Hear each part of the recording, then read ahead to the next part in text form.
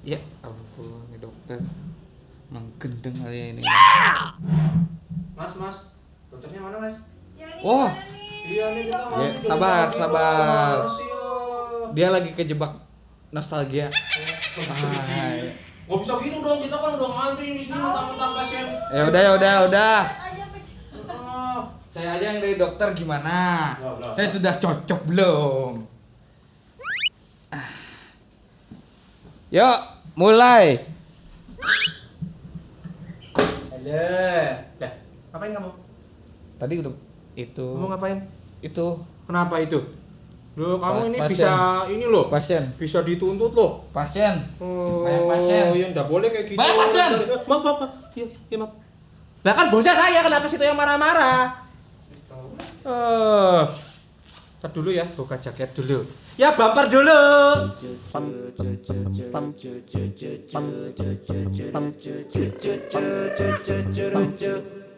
Halo ya.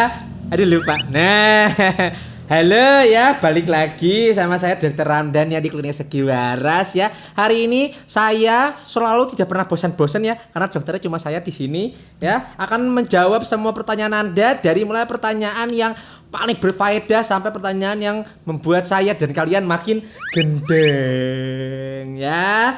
Oke, ini saya sudah terbiasa dengan iPad-nya, sudah tahu cara bukanya sekarang ya, sudah makin canggih. Udah milik Oke, kali ya? udah hak milik ini. Ya, biarin. Ini kan punya awalnya punya Cindy AMS ya, sudah saya ambil alih sekarang.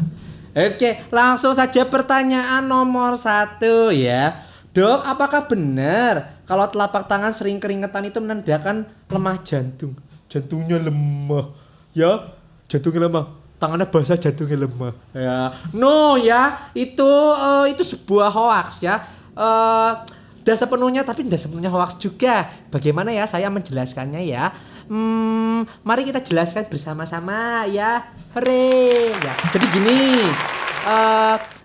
Biasanya itu kan yang namanya manusia ada yang namanya distorsi perkataan. Ketika si A ngomong dari si B ngomong ke si C ke si D, itu informasinya itu kadang berkurang, kadang tidak lengkap karena ingatan manusia itu terbatas ya.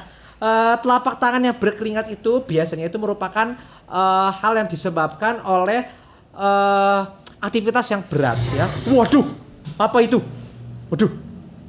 Kamu ini tadi sudah pura-pura jadi dokter, sekarang pura-pura jadi Belum cek sound. belum colok. Colok yang benar. Ya.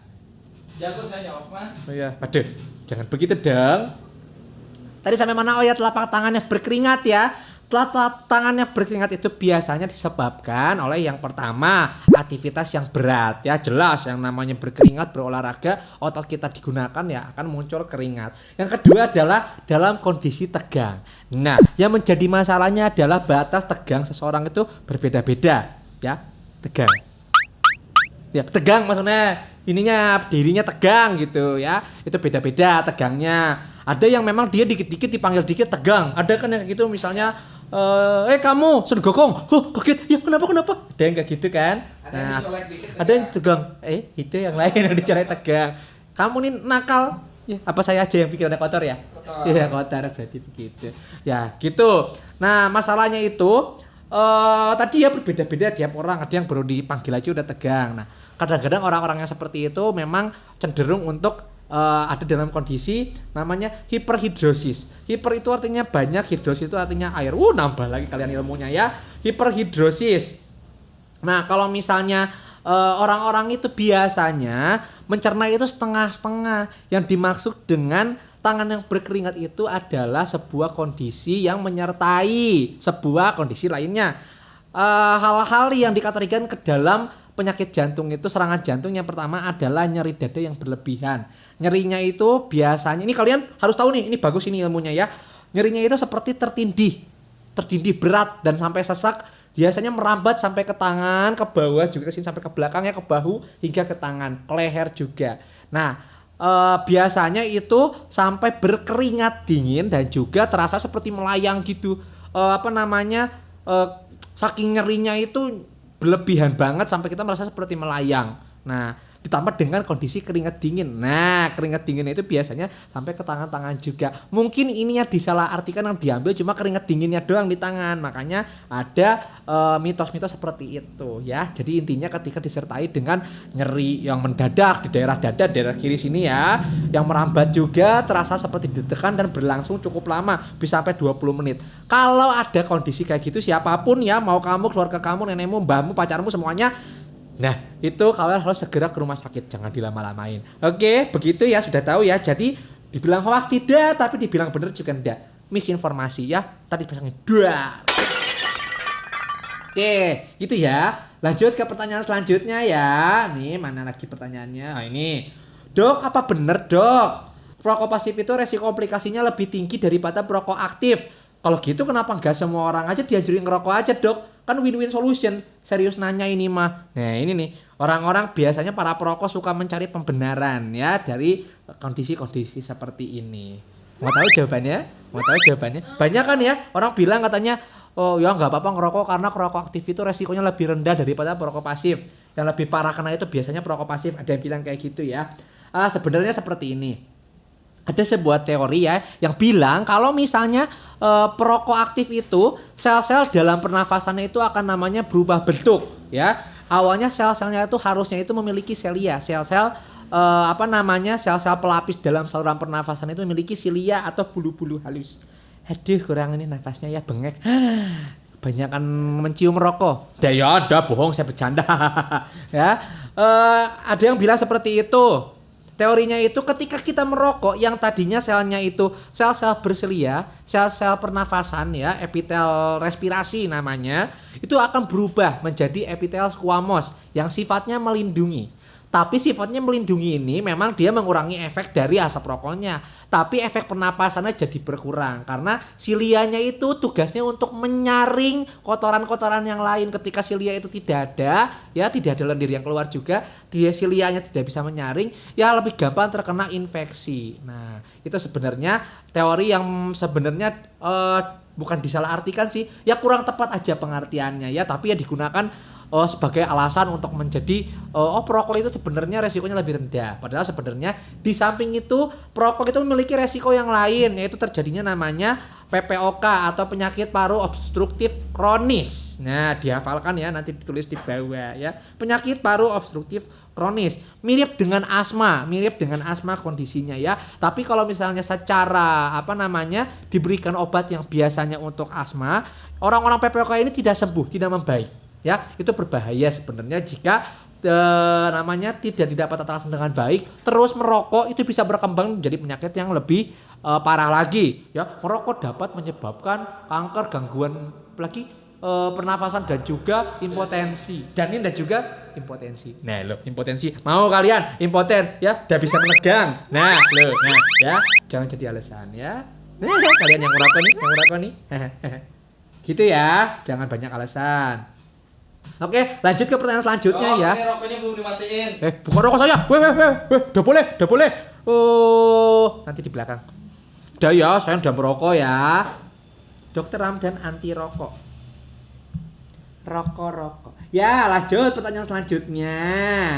Dok, kalau obat darah tinggi itu memang harus dikonsumsi seumur hidup ya? Kalau iya, apakah ada efek samping dan pada saat jangka panjang, Dok? Nah, ini pertanyaan bagus ini. Ini yang harus sering sekali saya tekankan kepada pasien-pasien saya, mbak-mbak yang keras kepala, babatok. Nah, ini ya biasanya ya dikasih tahu, Pak, Bu, Nek, Mbak, ini obat harus dikonsumsi setiap hari. Kenapa? Karena, nih saya jelaskan ya, yang namanya penyakit kronis yang tidak menular nih ya, penyakit kronis, contohnya diabetes.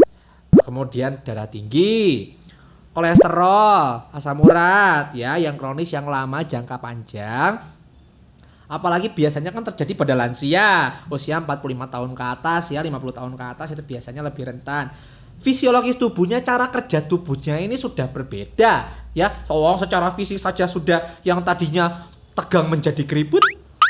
Nah, itu kan sudah berbeda. Kulit yang tadinya kencang sudah mulai melakukannya ya. Nah, fungsi-fungsi organ dalam juga sudah berbeda ya. Yang tadinya bisa mempertahankan tekanan darah normal misalnya di bawah 120/80, tapi karena hal-hal tersebut fungsi sudah berkurang, hormon-hormonnya sudah bergeser arahnya ya, sudah tidak menentu seperti biasa.